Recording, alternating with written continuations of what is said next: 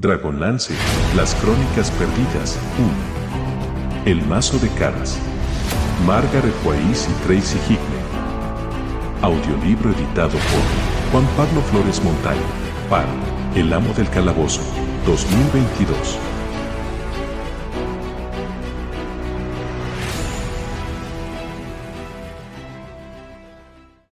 (23) El Templo de Reorx. El Mazo de Caras. Un encuentro extraño. Todos, incluso los robustos enanos, que por lo general daban poca importancia a cualquier esfuerzo físico, se echaron al suelo y se quedaron allí tumbados, jadeantes. Tanis tenía muchas preguntas que hacer, pero le faltaba el resuello. Raistlin se recostó en la pared de la torre de guardia. La piel dorada tenía una rara tonalidad verdosa a la luz del farol. El mago había cerrado los ojos y de vez en cuando se oía el sonido rasposo de su respiración. No está herido, solo exhausto, les informó Caramon. Todos lo estamos, no es únicamente tu hermano, replicó Sturm, malhumorado, mientras se frotaba la pierna para aliviar el calambre de un músculo. Nos hemos pasado la mitad del día escalando una montaña. Tengo la garganta seca. Necesitamos agua y descanso. Y comida, abundó Caramon, que añadió precipitadamente, verduras o algo así. Esta zona sigue estando en territorio Teiwar y no es segura. Un poco más adelante se encuentra el templo de Reorx, les dijo Arman. Allí podremos descansar a salvo. Raist, ¿puedes seguir caminando? Caramon miraba a su gemelo con expresión dubitativa. Supongo que tendré que hacerlo, contestó Raistlin, que, aún con los ojos cerrados, hizo un gesto de dolor.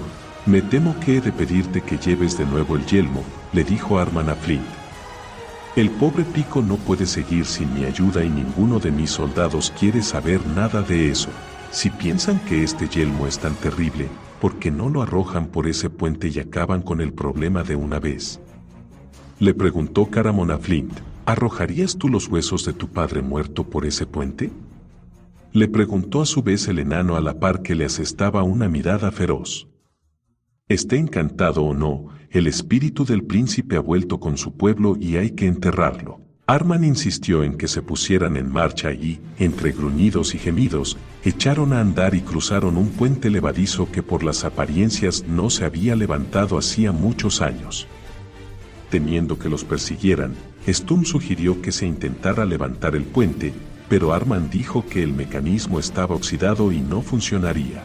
Los Teiwars no nos perseguirán, añadió. También dijiste que no nos atacarían, señaló Flint. Mi padre se enfadará cuando se entere de este asalto contra mí y mis soldados, manifestó Arman. Tal vez esto acabe en guerra. Dejando atrás la torre de guardia salieron a una calzada principal flanqueada por más casas y comercios vacíos. Calles y callejones partían de la calzada en diversas direcciones. No había luces ni sonidos ni indicios de que los edificios estuviesen habitados. Raistlin cojeaba y su hermano lo ayudaba a caminar. Flint marchaba con la cabeza agachada y el yelmo sujeto con fuerza. Los pasos de Taslev empezaban a flaquear. Arman salió de la calzada principal y tomó un desvío a la izquierda que los llevó a una calzada secundaria. Ante ellos se alzaba un gran edificio. Las puertas de bronce, con el símbolo de un martillo, estaban abiertas.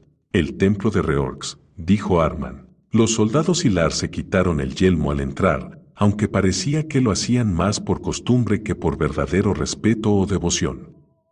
Ya dentro, los enanos se relajaron y no dudaron en ponerse cómodos, se tendieron en el suelo, donde se había levantado un altar en otros tiempos, echaron largos tragos de los odres de cerveza y rebuscaron algo de comer en las mochilas. Arman conferenció con los soldados y después mandó a uno por delante a fin de informar a su padre. Destacó a otro para guardar la puerta y ordenó a otros dos más que vigilaran a los compañeros. Tanis habría podido hacer la observación de que no era probable que intentaran escapar ya que ninguno de ellos tenía el menor deseo de cruzar el eco del yunque por segunda vez. Sin embargo, estaba demasiado cansado para discutir. Pasaremos aquí la noche, anunció el príncipe. Pico no está lo bastante fuerte para viajar. Creo que estaremos bastante seguros. Los Teiwars no suelen aventurarse tan lejos, pero por si acaso he enviado a uno de mis hombres para que traiga refuerzos de los suburbios oeste. A Tanis le pareció una idea excelente. ¿Podríais desatarnos al menos?, le pidió a Arman. Tenéis nuestras armas y no tenemos intención de atacaros. Queremos hablar ante el consejo. El príncipe lo miró inquisitivamente y después asintió con la cabeza. Desatadlos, ordenó a los soldados. A los Hilars no pareció gustarles la idea, pero hicieron lo que les mandaba. Volcado con su hermano, Arman se ocupó de que tuviera algo de comer y que estuviera cómodo. Tanis miró a su alrededor con curiosidad. Se preguntó si Reorx se habría presentado ante los enanos como habían hecho los otros dioses. A juzgar por el estado desvencijado del templo y la actitud despreocupada de los enanos mientras disponían el acomodo para pasar la noche, Tanis dedujo que el dios, por las razones que fuera, todavía no había informado a los enanos de su regreso. Según los estudiosos, la creación del mundo había empezado cuando Reorx, amigo del dios Yilien, el fiel de la balanza, golpeó con su martillo el yunque del tiempo, lo que forzó a Caos a frenar su ciclo de destrucción. Las chispas que saltaron del martillo del dios se convirtieron en estrellas. La luz de esas estrellas se transformó en espíritus a los que los dioses dieron cuerpos mortales y el mundo de Kryn para que habitaran en él. Aunque la creación de los enanos había sido siempre un tema de controversia, los enanos creían que Reorx los había creado a su imagen mientras que otros mantenían que los enanos habían aparecido como raza al paso de la caótica gema gris de Gargat. Los enanos creían firmemente que eran el pueblo elegido de Reorx. Para los enanos fue devastador que Reorx se marchara con los otros dioses después del cataclismo. La mayoría se negó a creerlo y se aferró a su fe en el dios aun cuando sus plegarias no tenían otra respuesta que el silencio. En consecuencia, mientras que la mayoría de los habitantes de Kryn olvidaron a los dioses, los enanos todavía recordaban y reverenciaban a Reorx y contaban viejas historias sobre él, seguros de que algún día volvería con su pueblo. Los enanos de Torvardin aún hacían juramentos en nombre de Reorx. Tanis lo sabía porque había oído soltar muchos juramentos en el puente. Flint también lo había hecho desde que Tanis lo conocía, aunque Reorx llevaba ausente centenares de años. Según Flint, los clérigos de Reorx habían abandonado el mundo justo antes del cataclismo, marchándose al mismo tiempo que otros clérigos de los dioses verdaderos habían desaparecido de forma misteriosa.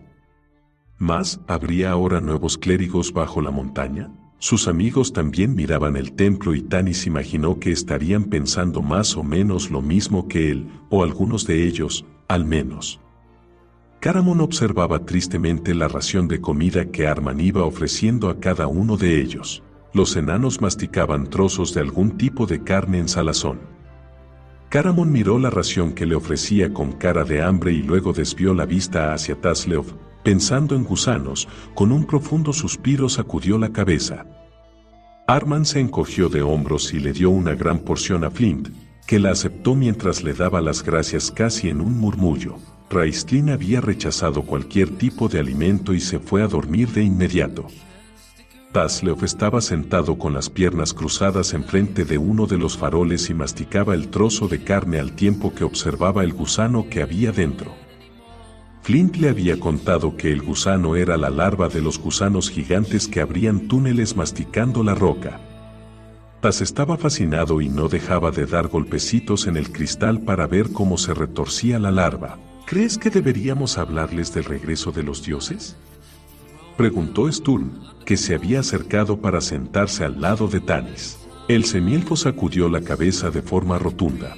Ya tenemos problemas de sobra tal como están las cosas. Tendremos que sacar a colación a los dioses cuando preguntemos por el mazo de caras, insistió Sturm. No vamos a mencionar el mazo, dijo Tanis, cortante. Lo que vamos a hacer es intentar que no nos metan en una mazmorra enana. Tienes razón, admitió el caballero tras meditar sobre eso. Hablar de los dioses resultaría inoportuno, sobre todo cuando Reorx no se ha presentado ante ellos. Aún así, no veo por qué no podemos preguntarle sobre el mazo a Arman. demostraríamos tener ciertos conocimientos sobre su historia. Déjalo ya, Sturm, espetó Tanis y después se dirigió hacia Flint para hablar con él. Se sentó al lado del enano y aceptó un poco de su ración. ¿Qué le pasa a Caramon? Nunca lo había visto rechazar comida. El Kender le dijo que era carne de gusano. Tanis escupió la carne que tenía en la boca. Es carne de res en salazón, le aclaró Flint con una risita divertida. ¿Se lo has dicho a Caramon? No, contestó el enano con una sonrisa maliciosa. No le vendrá mal perder un poco de peso. Tanis fue a apaciguar los recelos de Caramon y lo dejó masticando con voracidad el duro y fibroso tasajo y jurando que le arrancaría al Kender las puntiagudas orejas y se las metería en las botas. El semielfo regresó junto a Flint para acabar la conversación. ¿Has oído a estos enanos mencionar a Reorx, aparte de cuando soltaban juramentos? Le preguntó. No. Flint sostenía el yelmo de Grayen en el regazo y tenía las manos encima, en un gesto protector. Y tú tampoco, imagino. Entonces, ¿no crees que Reorx haya vuelto entre ellos? Ni que fuera a hacer algo así. Resopló Flint. Los enanos de las montañas dejaron a Reorx fuera de la montaña cuando nos cerraron las puertas a nosotros. Sturm me preguntaba si, ¿crees que deberíamos hablarles del regreso de los dioses? A un enano de las montañas no le diría siquiera cómo encontrarse la barba en medio de una ventisca. Respondió, desdeñoso. Con las manos encima del yelmo, Flint se recostó en la pared y se dispuso a dormir. Mantén un ojo abierto, amigo mío, susurró Tanis. Flint gruñó y asintió con la cabeza. Tanis hacía la ronda. Sturm se había tumbado en el suelo boca arriba, con la mirada perdida en la oscuridad. Tasleov se había quedado dormido al lado del farol del gusano. «¿Qué narices con el puñetero Kender?», dijo Caramon mientras tapaba a Tas con una manta. «Podría haberme muerto de hambre». Miró en derredor con disimulo. «No confío en estos enanos», Tanis susurró. ¿No debería quedarse alguno de nosotros de guardia? Tanis sacudió la cabeza. Estamos todos agotados y hemos de presentarnos ante ese consejo mañana. Hemos de estar alertas y tener la mente clara. Se tumbó en el frío suelo de piedra del templo abandonado y pensó que nunca en su vida había estado tan cansado, pero aún así no pudo dormirse. Tenía visiones de todos ellos arrojados a una mazmorra para no volver a ver jamás la luz del día. De hecho, ya empezaba a sentir claustrofobia, era como si los muros de piedra lo estuvieran oprimiendo. Por grande que fuera el templo, no lo era lo bastante para contener todo el aire que Tanis necesitaba. Se sentía como si se asfixiara e intentó sacudirse de encima la sensación de pánico que se apoderaba de él cada vez que estaba en sitios oscuros y cerrados. Le dolía el cuerpo del cansancio y empezaba a relajarse y a quedarse dormido, cuando la voz de Sturm lo despertó completamente. Vuestro héroe, Caras, estuvo presente en la batalla final, ¿verdad? Tanis maldijo entre dientes y se sentó. Sturm y Arman estaban sentados juntos al otro lado de la cámara. Los soldados enanos hacían que las paredes temblaran con sus ronquidos, pero Tanis oía la conversación de los dos con toda claridad. Los caballeros de Solamnia le pusieron a Caras ese nombre, dijo Sturm. En mi lengua, Caras significa caballero. Arman asintió varias veces con la cabeza y se atusó la barba con gesto enorgullecido, como si Sturm estuviese hablando de él en lugar de su insigne antepasado. Eso es cierto, manifestó Arman. A los caballeros solámnicos les impresionó mucho su pundonor y su valor. ¿Llevaba consigo el legendario mazo durante la última batalla?, preguntó Sturm. Tanis gimió para sus adentros. Habría intervenido, porque no quería que los enanos sospecharan que habían ido allí a robar el mazo, pero era tarde para participar en la conversación. Si se metía ahora, podría hacer más mal que bien, así que siguió callado. Caras combatió valerosamente, relató Arman, que disfrutaba muchísimo con ello, aun cuando se había opuesto con empeño a la guerra, porque decía que los hermanos no debían matarse unos a otros. Caras llegó incluso a afeitarse la barba para demostrar su desacuerdo con la guerra, y su gesto conmocionó a la gente. Llevar la mandíbula afeitada es la marca de un cobarde. Y eso lo llamaron algunos, porque cuando Caras vio que los enanos de ambos bandos habían perdido por completo la razón y se mataban unos a otros por odio y por venganza, abandonó el campo de batalla llevando consigo los cadáveres de los dos hijos del rey Duncan que habían muerto luchando codo con codo.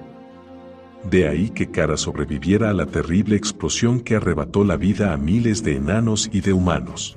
El rey Duncan supo de la muerte de sus hijos y cuando le llegó la noticia de la explosión y supo que incontables enanos yacían muertos en las llanuras de Dergot, ordenó que las puertas de Torvardin se cerraran. En su dolor, juró que nadie más moriría en esa guerra atroz. Dices que Duncan tenía 2 hijos y que murieron en el campo de batalla y que Caras se llevó sus cadáveres. Entonces, ¿qué hay del príncipe Grayen? Stun se puso pálido, parecía preocupado. No sé mucho sobre esto, pero el príncipe no murió en el campo de batalla. Su cuerpo nunca se encontró. Arman echó una ojeada de soslayo al yelmo. Flint se había quedado dormido, pero incluso en sueño sujetaba la reliquia con fuerza. El consejo decidirá si se cuenta esa historia, repuso Arman con gesto severo. De momento no hablaremos de ese tema. Entonces, hablemos de cosas más agradables, dijo Sturm. Su voz enronqueció con un timbre reverente. Toda mi vida he oído los relatos del legendario mazo de Caras, el martillo sagrado blandido por el mismísimo Uma Dragonbane. Me gustaría enormemente poder ver el mazo y rendirle honores. Nos gustaría a todos, manifestó Arman. Sturm frunció el entrecejo como si pensara que el enano se burlaba de él. No entiendo, dijo luego, embarado. El mazo de Caras se perdió. Hemos pasado 300 años buscándolo. Sin el mazo sagrado no se puede nombrar rey supremo a ningún enano, y sin rey supremo el pueblo enano nunca se podrá unificar. ¿Qué se perdió? Repitió Sturm, conmocionado. ¿Cómo pudisteis los enanos extraviar un artefacto tan valioso? No se extravió, replicó con enfado Arman Caras. Después de que las puertas se clausuraron, los clanes empezaron a maquinar para derrocar al rey Duncan, porque para entonces consideraban que se había debilitado. Todos los Sans acudieron por separado ante Caras para que los respaldara en su reclamación del trono. Caras no quería tener nada que ver con ninguno de ellos, así que abandonó Torvardin por medios desconocidos hacia un exilio voluntario. Permaneció ausente muchos años y, finalmente, cansado ya de viajar y lleno de añoranza por su tierra y por su gente, Caras regresó a Torvardin solo para descubrir que la situación había empeorado. Los clanes estaban enzarzados en una guerra civil. Caras consiguió hablar con Duncan una última vez antes de que muriera. Abrumado por la pena, Caras llevó el cadáver del rey a la magnífica tumba que Duncan se había hecho construir. Caras se llevó consigo el famoso mazo. Ya te conté lo que dijo, añadió Arman, la profecía que cumpliré. Sturm asintió cortésmente con la cabeza, pero las profecías no le interesaban. Así que el mazo está en la tumba del rey Duncan. Solo son suposiciones. Caras nunca regresó para decirlo. Nadie sabe qué fue de él. ¿Y dónde está esa tumba? En lo que es la última morada de todos los enanos, el Valle de los Sans. Sturm se dio tironcitos del largo bigote, señal de que se sentía desasosegado. Tanis imaginaba la causa. Un verdadero caballero jamás perturbaría el sueño sagrado del noble muerto, pero su deseo de tener el mazo era muy grande. Tal vez, dijo al cabo de un momento, se me permita entrar en la tumba. Lo haría con reverencia y respeto, por supuesto. ¿Por qué sacudes la cabeza? ¿Está prohibido? Podría decirse que lo está, contestó Arman. Al ver que Caras no regresaba, los Sans y sus seguidores corrieron a la tumba, cada cual con la esperanza de ser el que reclamara como suyo el mazo. Se entabló una lucha en el Valle Sagrado y fue entonces, estando la batalla en su apogeo, cuando una fuerza poderosa la arrancó del suelo y la elevó en el aire. ¿La tumba desapareció? Sturm estaba desolado. No desapareció. Podemos verla, pero no podemos llegar a ella. La tumba de Duncan está flotando a docenas de metros por encima del Valle de los Sans. El caballero adoptó un gesto ceñudo. No te entregues al desánimo, caballero, dijo Arman con complacencia. Tendrás la oportunidad de ver el maravilloso mazo. ¿A qué te refieres? Como ya he dicho, soy el enano del que habla la profecía. Soy el destinado a hallar el mazo de Caras. Cuando llegue el momento, el propio Caras me guiará hasta él y estoy convencido de que ese momento está a punto de llegar. ¿Y por qué estás tan seguro? Arman no quiso contestar. Declaró que estaba cansado, se acercó a su hermano para comprobar su estado y luego se tumbó en su petate. Profundamente decepcionado, Sturm se sumió en un sombrío silencio. Tanis se quedó mirando fijamente la impenetrable oscuridad. El mazo que necesitaban para forjar las dragonlances había desaparecido o, si no desaparecido, si estaba fuera del alcance de cualquiera. Nada salía bien, por lo visto. Flint hizo lo que Tanis le había sugerido, dormir con un ojo abierto. Y lo abrió de par en par cuando vio que un enano extraño entraba en el templo tan campante, con tanto descaro como si aquel lugar le perteneciera. No había visto un enano como aquel en toda su vida. El extraño tenía una barba magnífica, brillante y frondosa, mientras que el cabello, largo y ensortijado, le caía en rizos por la espalda. Vestía una chaqueta azul con botones dorados, botas altas que le llegaban a los muslos, camisa con chorreras en pechera y puños y sombrero de ala ancha tocado con una pluma roja. Ante semejante aparición, Flint se sentó derecho. Estaba a punto de dar la alarma cuando algo en la actitud arrogante y atrevida del enano se lo impidió, eso y el hecho de que el enano se encaminó directamente hacia él y lo miró con descortés fijeza. Un momento, dijo Flint, ceñudo. ¿Quién eres? Tú sabes mi nombre, respondió el enano, que siguió observándolo de hito en hito. Lo sabes igual que yo sé el tuyo. Soy un viejo amigo, Flint Fireforge. ¿Tú qué vas a ser un viejo amigo mío? Barbotó Flint, indignado. Nunca he tenido un amigo que se pusiera tanto oropel. Plumas, chorreras y puños de encaje. Le sacarías los colores a un pisaverde de palantas. Aún así, me conoces. Me nombras a menudo. Juras por mi barba y me pides que tome tu alma si mueres. El enano hurgó en la oscuridad y sacó un frasco de barro, le quitó el tapón, lo olisqueó y, con una sonrisa de oreja a oreja, se lo ofreció a Flint. El fragante olor del fuerte licor conocido como aguardiente enano impregnó el aire. ¿Te apetece un trago?, preguntó el desconocido. Una terrible sospecha se abrió paso en la mente de Flint. Sintió necesidad de contar con algún apoyo. Tomó el frasco de barro, se lo llevó a la boca y echó un trago. El abrasador licor le quemó la lengua, le raspó el gañote, le retorció el pescuezo y bajó siseando esófago abajo hasta el estómago, donde explotó.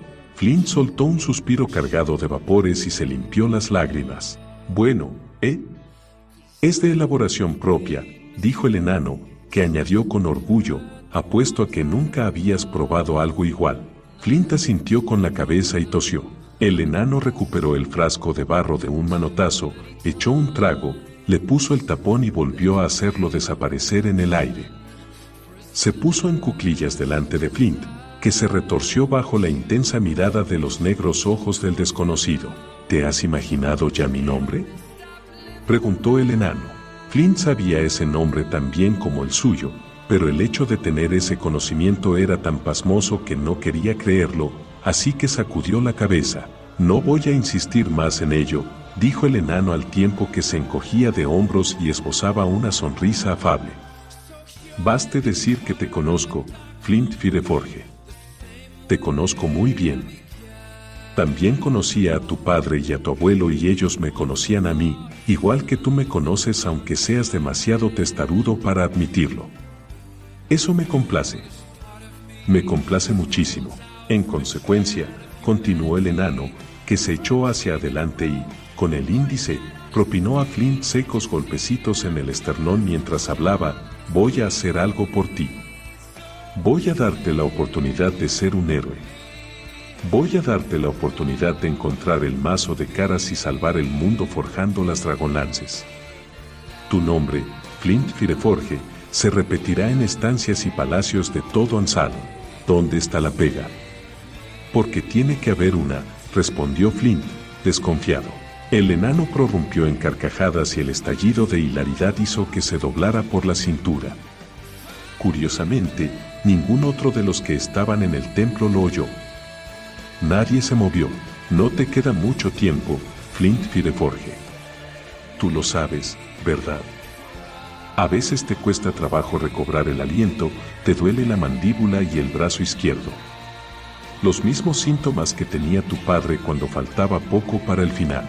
A mí no me pasa nada, manifestó Flint, indignado. Estoy tan en buena forma como cualquiera de los enanos aquí presentes.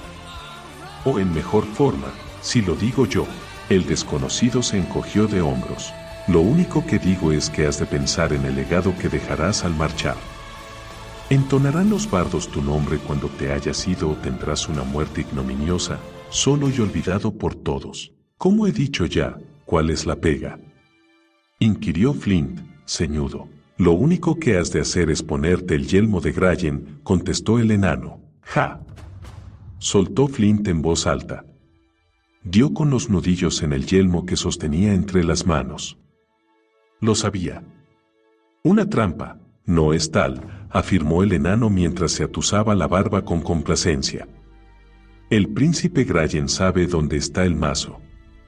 Sabe cómo llegar hasta él. ¿Y qué pasa con la maldición? Cuestionó Flint. Hay peligro, no lo niego. El enano se encogió de hombros. Pero, claro, ¿qué es la vida sino una continua apuesta, Flint Fireforge? Hay que arriesgarlo todo para ganar todo. Flint lo rumió unos instantes mientras se frotaba el brazo izquierdo sin ser consciente de ello. Entonces sorprendió al extraño observándolo con una sonrisa maliciosa y dejó de hacerlo. Lo pensaré, concedió. Hazlo, dijo el enano, que se incorporó, se desperezó y bostezó. Flint, en un gesto de respeto, se incorporó también. ¿Has hecho esta oferta a alguien más? Eso es cosa mía, contestó el enano con un guiño pícaro. Flint lo aceptó con un gruñido. ¿Estos enanos saben que estás aquí?, preguntó. El enano asestó una mirada fulminante al templo. ¿Acaso da esto a entender que lo saben? Pandilla de consentidos. Haz esto. Haz aquello. Dame esto. Dame lo otro. Favoréceme a mí en vez de a él. Escucha mis preces, no escuches las suyas. Soy digno y él no. Va. El enano soltó un tremendo bramido. Alzó las manos al cielo y sacudió los puños a la par que bramaba otra vez y otra. La montaña se sacudió y Flint cayó de hinojos, encogido de miedo. El enano bajó los brazos, se alisó la chaqueta, se arregló las chorreras y recogió el sombrero adornado con la pluma. Puede que vuelva a Torvardin, dijo con un guiño y una sonrisa maliciosa. Y puede que no. Depende. Se puso el sombrero, lanzó una mirada penetrante a Flint y, silbando una alegre melodía, salió del templo como si estuviera de paseo. Flint continuó de hinojos. Arman Cara se despertó y lo vio encogido en el suelo. Ah, has notado el temblor de tierra, dijo. No te preocupes, era pequeño. Carracas, los llamamos, porque hacen repicar unos cuantos platos, nada más. Vuelve a dormirte. Arman se tumbó y se dio la vuelta, poco después roncaba de nuevo. Tembloroso, Flint se incorporó y se limpió el sudor de la frente. Miró el yelmo de Grayen y pensó, no por primera vez, que se sentiría siendo un héroe. Pensó en el dolor del brazo y pensó en la muerte y pensó en no ser recordado por nadie. Pensó en los platos que tintineaban en Torvardin. Se volvió a tumbar en el suelo, pero no se durmió. Dejó el yelmo a un lado, con cuidado de no tocarlo.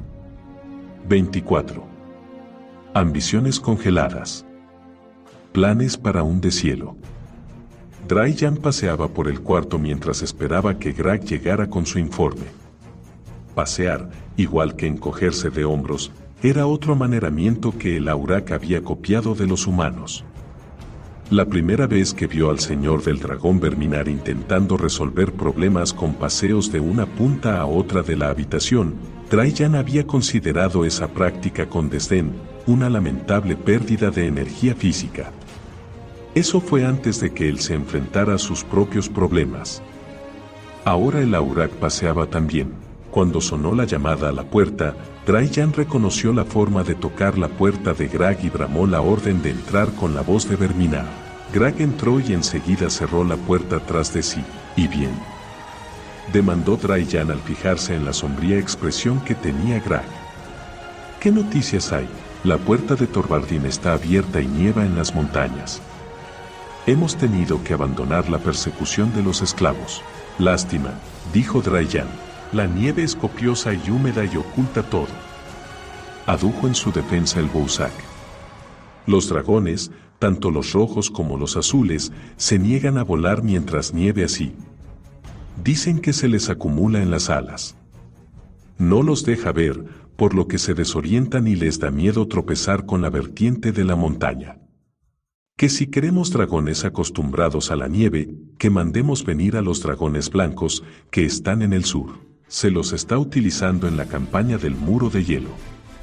Aún en el caso de que aceptaran venir, pasaríamos semanas negociando con el señor del dragón Fealtas y no me sobra tiempo para malgastarlo. Después de tomarnos tantas molestias para atacarlos, no pareces estar muy interesado por los humanos, observó Grag. No lo estoy. Los esclavos pueden irse al abismo. El Aurak frunció el entrecejo y gesticuló hacia un rollo de pergamino atado con una cinta negra que estaba encima del escritorio. He recibido una felicitación de Ariakas por duplicar la producción de hierro. Deberías sentirte complacido, Trajan, comentó Grag, que se preguntaba por qué no estaba el Aurak. Te lo diré de otra forma. Lord Verminar ha recibido una felicitación. Además de poner énfasis en el nombre, dio la impresión de que lo masticara y lo escupiera. Ah, comprendió Grag. Entrar en Thorvaldin fue obra mía. Despotricó. Fue idea mía. Mío el tiempo empleado en negociar con esas ratas viscas y peludas de los Teiwars. ¿Y quién se lleva los laureles? Verminar. Ha recibido una invitación del emperador para visitarlo en Neraka y recibir sus más expresivas gracias además de una promoción. ¿Qué voy a hacer, Grag? No puedo entrar en el templo de su oscura majestad envuelto en esta ilusión y tampoco quiero hacerlo. Yo, Trajan, soy quien merece esa felicitación y las gracias y la promoción. Siempre te queda el recurso de enviar un mensaje a Ariakas informándole que han matado a Verminar. Ariakas enviaría aquí a otro señor del dragón humano tan deprisa que la fuerza del aire me arrancaría las escamas, tal vez esa hembra a la que llaman la Dama Oscura. Nada la complacería más que dirigir el ala roja y, por lo que tengo entendido, desprecia a los draconianos. Tú y yo acabaríamos trabajando en las minas de hierro si tomara el mando ella. Trajan reanudó los paseos por el cuarto. Las garras de las patas dejaban marcas de arañazos en las baldosas del suelo. El emperador pregunta de nuevo por los esclavos huidos y por ese objeto, el martillo enano. Parece estar obsesionado con él. Quiere que yo, o mejor dicho, Verminar, lo encuentre y lo lleve a Neraka cuando vaya. ¿Cómo se supone que voy a descubrir un herrumbroso martillo viejo? El emperador también quiere garantías de que se ha matado a los esclavos.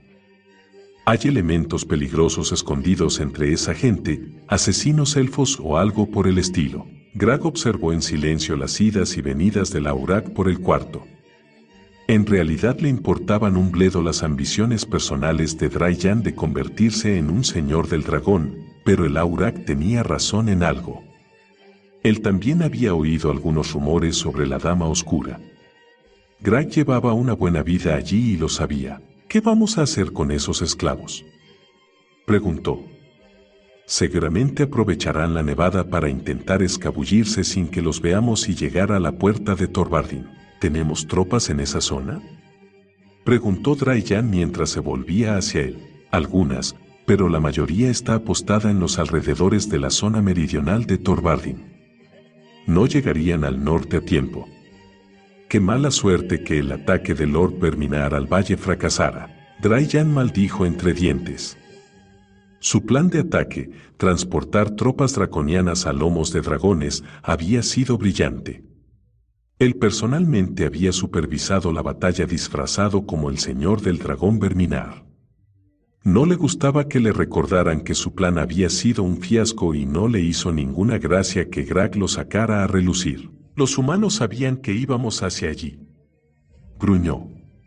Es la única explicación. Me gustaría saber cómo se enteraron. ¿Es que no lo entiendes, Dry-Jan? La culpa es de Lord Verminar. Puntualizó Grag, que puso énfasis en el nombre. El señor del dragón no sabía mantener la boca cerrada. No dejaba de hablar sobre su brillante idea de montar draconianos a lomos de dragones y enviarlos tras los humanos. Sus espías lo descubrieron y consiguieron avisar a los humanos, de modo que tuvieron tiempo de escapar. ¿Será eso lo que le dirás al emperador, si es que lo pregunta? Dry-Jan captó el brillo en los ojos del Bouzak y pilló la idea. Tienes razón, Grag, dijo el Aurak. La culpa fue de Lord Verminar. Prosigue con lo que me estabas diciendo. Hablábamos de nuestras tropas en la zona. ¿Qué hay de las fuerzas destacadas en el Monte de la Calavera? No aparecieron en el punto de encuentro acordado. O han desertado o están muertos. O sea, dijo Dry-Jan, que debido a la chapuza de Lord Verminar ahora no tenemos suficientes soldados en la zona para impedir que esos humanos lleguen a Torvardin. Lord Verminar ha llevado realmente mal este asunto. Es una lástima, continuó Grag, porque su oscura majestad sabe que fue idea tuya transportar draconianos a lomos de dragones. ¿Está complacida contigo, de veras? Preguntó el Aurak, escéptico. Entonces, ¿por qué me complica la vida?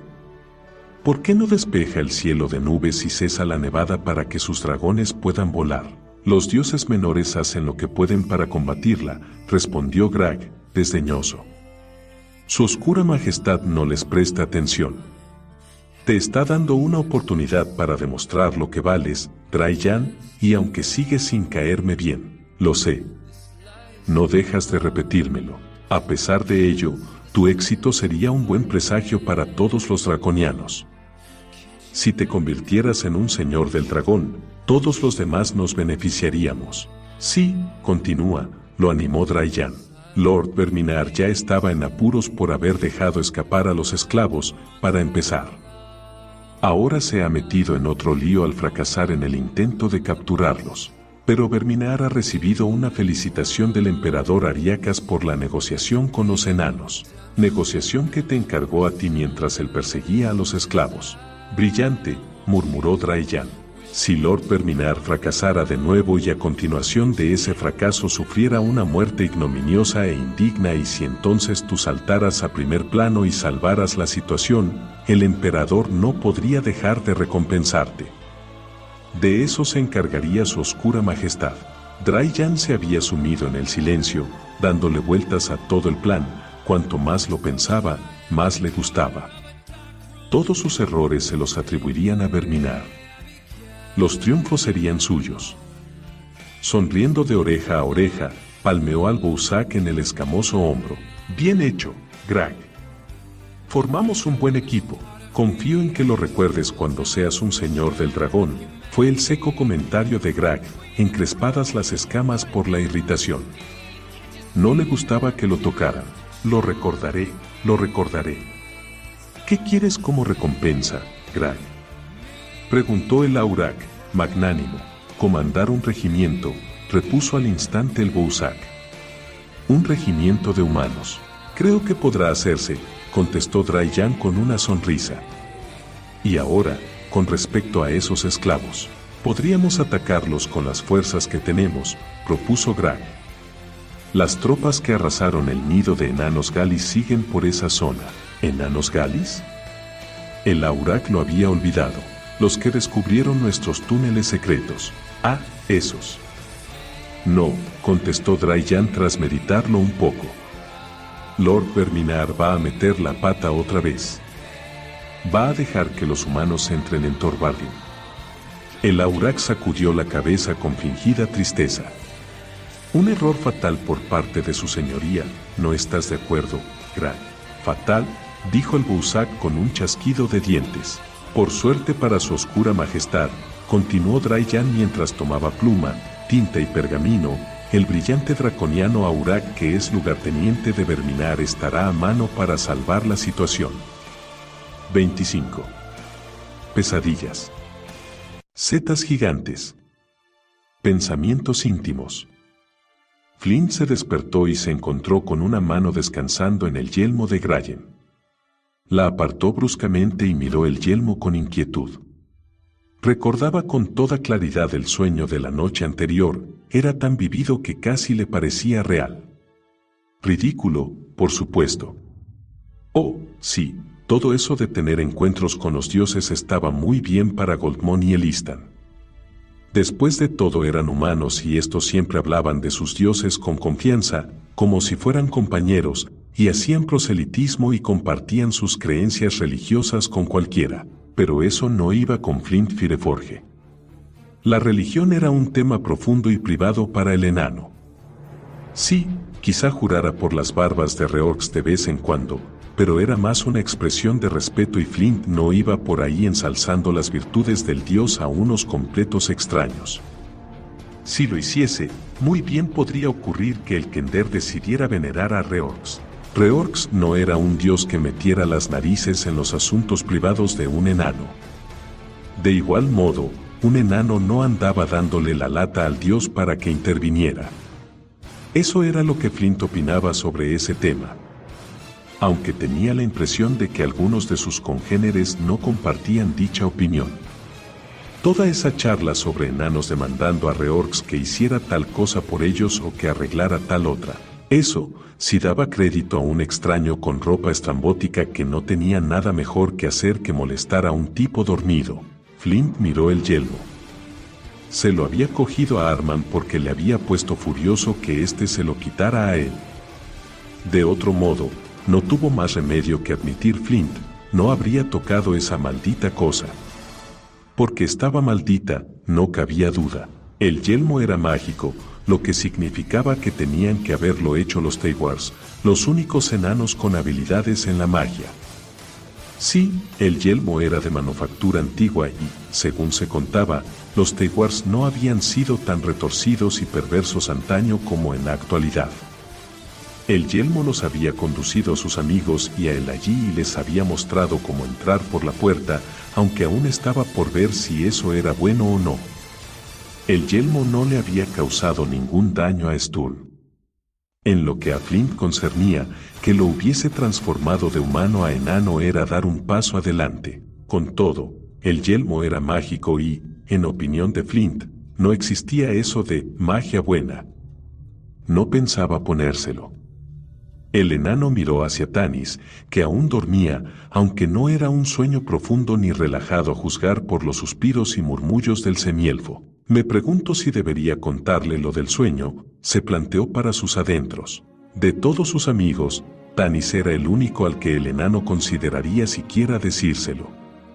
Sabía lo que dirían los demás si supieran que Reorx le había brindado una oportunidad de hallar el mazo de caras. Una vez que hubiesen oído que lo único que tenía que hacer era ponerse el yelmo, Raistlin y Sturm se lo encasquetarían hasta las orejas. Contárselo a Caramon estaba descartado, porque se lo diría a su gemelo. En cuanto a Tasleov, ni siquiera se lo planteaba. No, decidió Flint. Tampoco puedo contárselo a Tanis. Tiene a todos esos refugiados a su cargo.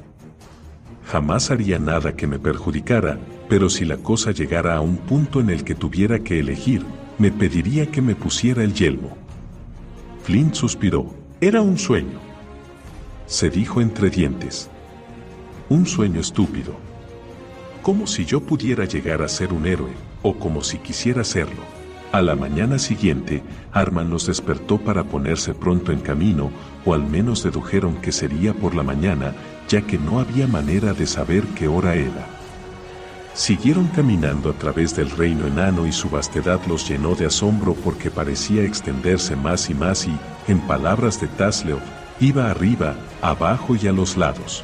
Thorvaldin ocupa unos 800 kilómetros cuadrados bajo la montaña, se jactó Arman.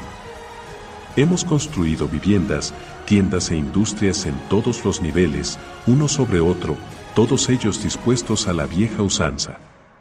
Se puede ir a cualquier ciudad de cualquier parte de Thorvaldin y saber exactamente dónde encontrar qué. Eso no habría podido demostrarlo con Tanis. El semielfo se hallaba perdido en el laberinto. Para él, todas las calles, tiendas y viviendas le parecían iguales, hasta que llegaron a lo que Arman denominó conductos elevadores, unos grandes pozos abiertos en la roca que conectaban todos los niveles. Una especie de cajas metálicas sujetas a enormes cadenas subían y bajaban entre los niveles en medio de golpeteos y ruidos metálicos. Los que querían ir de un nivel a otro, y no deseaban hacerlo por las escalas de cadenas tendidas entre los niveles, podían subir a una de las cajas y bajarse al llegar a su punto de destino. Tanis se asomó por el borde de uno de esos conductos y se quedó estupefacto al ver los muchos niveles que había. Arman Karas consideraba esas plataformas elevadoras una maravilla de la ingeniería enana y esperaba que los compañeros se mostraran impresionados. Sufrió una desilusión al enterarse de que ya habían visto artilugios parecidos en las ruinas de la ciudad hundida de Sakzarot y manifestó, desdeñoso, que los habrían diseñado ingenieros enanos. No subieron a los elevadores, cosa que Caramon agradeció infinito. Su última experiencia con mecanismos de transporte enanos era algo que prefería olvidar. Siguieron caminando por la que Arman llamó Calzada de los Ans. La caminata los llevó, por la calzada primera, desde las viviendas abandonadas de la ciudad Teiwar hasta un bosque, un extraño y fabuloso bosque situado en una enorme cueva natural que tenía el nombre de Suburbios Oeste. En aquel lugar el asombro de los compañeros alcanzó un grado suficiente para satisfacer incluso a Arman Karas. «Los árboles son hongos», gritó Taslov. El Kender aplaudió de puro placer y, sin darse cuenta, dejó caer un pequeño cuchillo que Tanis reconoció como perteneciente a Arman. Recuperó el arma con presteza y, cuando el enano estaba ocupado mostrando las maravillas del bosque de hongos, se lo deslizó con agilidad por el borde de la bota. Raistlin, que había realizado extensos estudios sobre hierbas y plantas, estaba ansioso por inspeccionar los gigantescos hongos que se alzaban por encima de sus cabezas. Las colosales setas, otros tipos de hongos y extrañas plantas que medraban en la oscuridad, crecían en la rica marga que llenaba la zona de un olor acre y terroso. No era desagradable, pero bastó para recordarle a Tanis que se encontraba a bastante profundidad bajo la superficie, enterrado vivo. De repente tuvo la horrible sensación de que si no salía de allí se moriría asfixiado. Sintió el pecho oprimido. Gotas de sudor le perlaron la frente y sintió la urgente tentación de escapar y volver corriendo a la puerta. Ni siquiera la amenaza de las piedras cayendo sobre él lo disuadió. Se lamió los labios y miró a su alrededor en busca de una ruta de escape. Entonces apareció Flint, firme y tranquilo, a su lado. ¿El viejo problema de siempre?, preguntó el enano en voz baja. Sí. Tanis estiró el cuello de la túnica que, a pesar de quedarle flojo, no le parecía lo bastante. Flint sacó un odre de agua que había llenado en un pozo público, cerca del templo. Toma, echa un trago. Intenta pensar en otra cosa que no sea estar atrapado en una tumba, dijo Tanis, que tragó el agua fresca y se echó un poco en la frente y en el cuello. Anoche tuve una pesadilla, comentó Flint en tono gruñón. Reorg se me aparecía y me ofrecía entregarme el mazo de caras. Lo único que tenía que hacer era ponerme este yelmo. Pues póntelo, entonces, dijo Sturm. ¿Por qué vacilas? Flint frunció el entrecejo, se giró para mirar hacia atrás y se encontró con el caballero pegado a sus talones. No hablaba contigo, Sturmbrickblade. Hablaba con Tanis. El dios de los enanos se te aparece, te dice que te pongas el yelmo y a cambio te guiará hasta el mazo de caras y no pensabas contármelo. Fue un sueño. Protestó Flint en voz alta. ¿Qué fue un sueño?, preguntó Caramon, que se acercaba a ellos. Sturm se lo explicó. Raist, llamó Caramon. Será mejor que vengas a oír esto. ¿Que vaya a oír qué? Gritó Tas mientras corría hacia allí. Raistlin dejó de mala gana el examen de los hongos y se reunió con los demás. Sturm relató la historia y Flint volvió a puntualizar, malhumorado, que solo había sido un sueño y que ahora lamentaba haberlo mencionado. ¿Estás seguro de que fue un sueño?, inquirió el semielfo. Después de todo, estábamos en el templo de Reorx. ¿Así que dices que ahora crees en los dioses?, demandó Flint. No, repuso Tanis. Sturm le dirigió una mirada de reproche. Pero creo que... Tanis enmudeció. ¿Crees que debería ponerme el yelmo?, inquirió el enano. Sí. Corearon al unísono Sturm y Raistlin.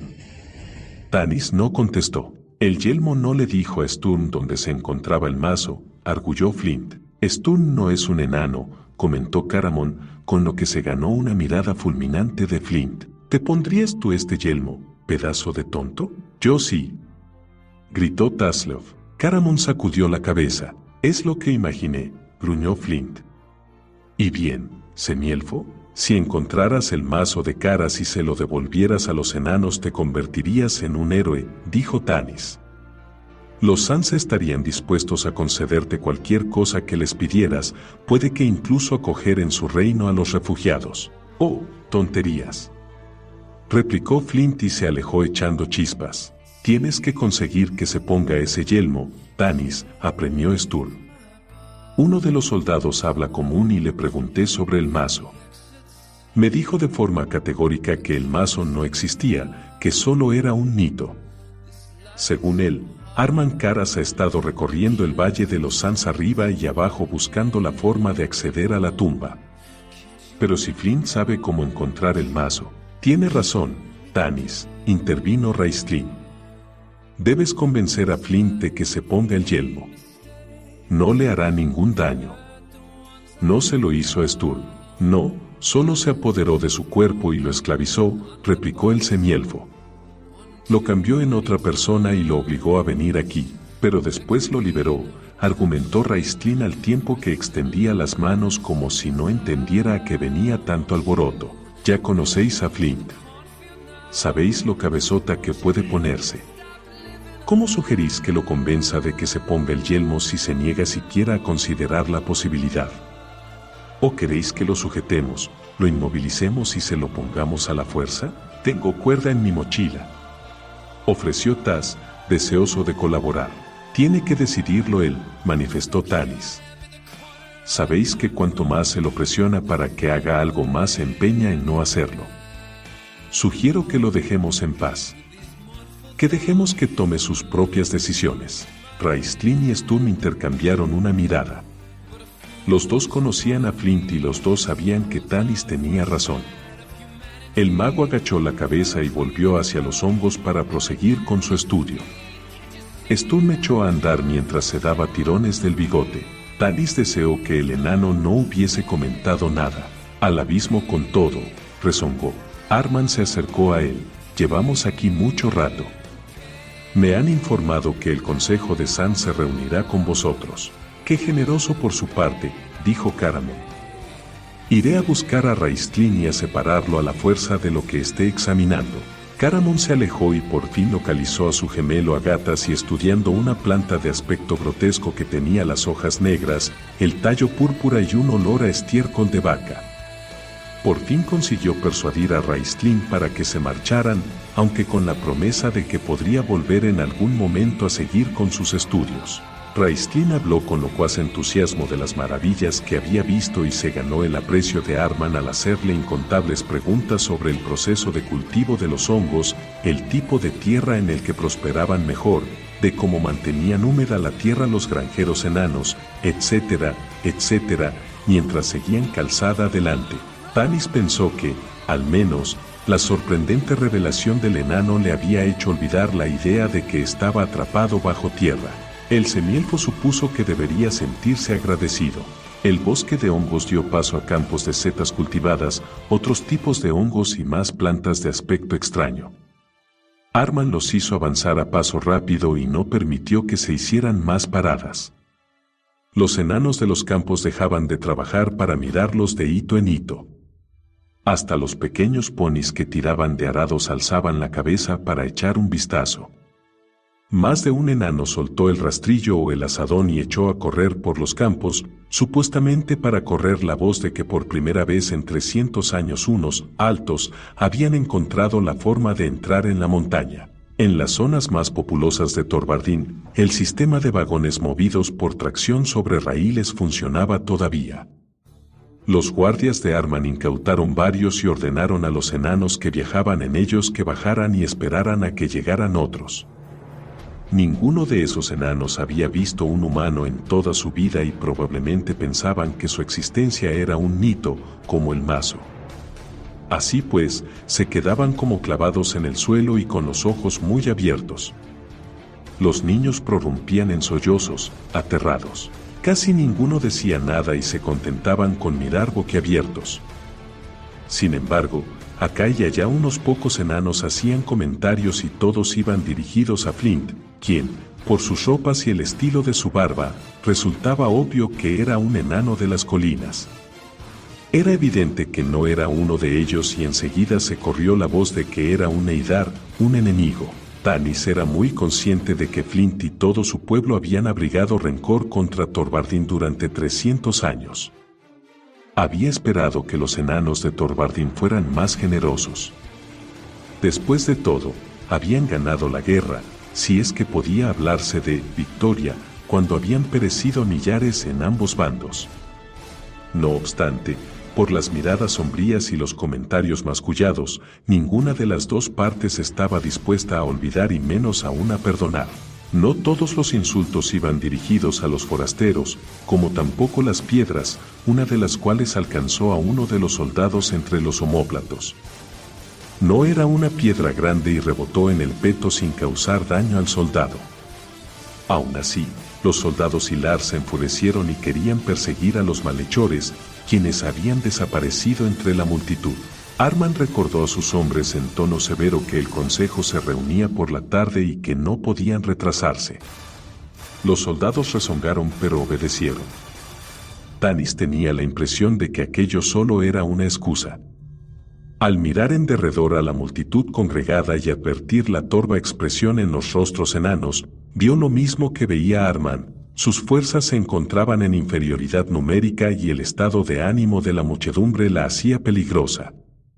Lo sorprendente y preocupante era que esos enanos no pertenecían al clan Teiwar. Problemas bajo la montaña, dijo Flint, que no pudo evitar hablar con cierto tono presuntuoso. Entérate de qué ocurre, pidió Tanis. Es posible que eso influya en lo que el consejo decida hacer con nosotros. A Flint no le apetecía mantener una conversación con Arman Caras, pero tuvo que admitir que Tanis tenía razón. Necesitaban saber algo de la situación política de Torvardin antes de presentarse ante el consejo.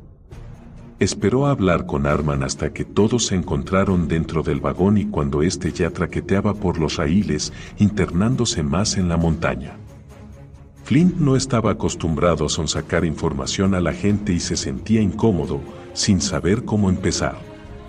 Por suerte, Arman era dado conversar y se volvió hacia él. Para algunos la guerra no ha terminado, declaró, y Flint no supo si el hilar lo decía a modo de disculpa o si era una acusación. Para algunos no terminará nunca, repuso con acritud. Mientras los habitantes bajo la montaña vivan a salvo y con comodidad, mientras mi pueblo trabaje la tierra y combata contra goblins y ogros para defenderla, no. ¿Es que crees que vivimos bien aquí?, preguntó Arman con un resoplido desdeñoso. ¿Y acaso no es así?, increpó Flint, desafiante, a la par que señalaba los campos de cultivo, las casas acogedoras y los comercios ante los que pasaban con rapidez en el vagón de transporte. Tiene aspecto de prosperidad, admitió Arman, pero lo que no ves son los centenares de mineros que no tienen trabajo porque las minas de hierro se han cerrado o, mejor dicho, añadió, si los has visto. Eran los que lanzaban piedras. Las minas cerradas. Flint estaba estupefacto. ¿Por qué? ¿Se han agotado? Oh, tenemos mena de hierro de sobra, contestó Arman, solo faltan compradores.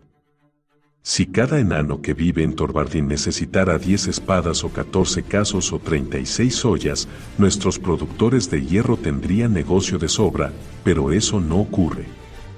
Los propietarios de las minas no podían pagar a los mineros. Los enanos que no tienen trabajo no pueden pagar al carnicero, que a su vez no puede pagar al casero, que a su vez no puede pagar al agricultor. A nuestros hijos los están matando dragones, goblins y hombres lagarto, interrumpió Flint, acalorado. La guerra ha estallado ahí arriba y tú te quejas porque no se puede pagar la cuenta del carnicero. En fin, he dicho más de lo que debería. El semielfo os lo explicará cuando hable ante el consejo. Arman parpadeó. Cuéntame algo más de lo que pasa en la superficie. Flint negó con la cabeza. También aquí abajo estallará la guerra, dijo Arman cuando comprendió que el otro enano no pensaba hablar. Ya viste a esos enanos y oíste lo que nos llamaban. El consejo sigue gobernando Torvardin, pero la gente está cada vez más descontenta. Hace un año ningún Teiwar se habría atrevido a atacar a un hilar. Ahora, con el creciente malestar entre la población, nuestros enemigos, los Teiwars y los Daergars, nos ven debilitados y vulnerables.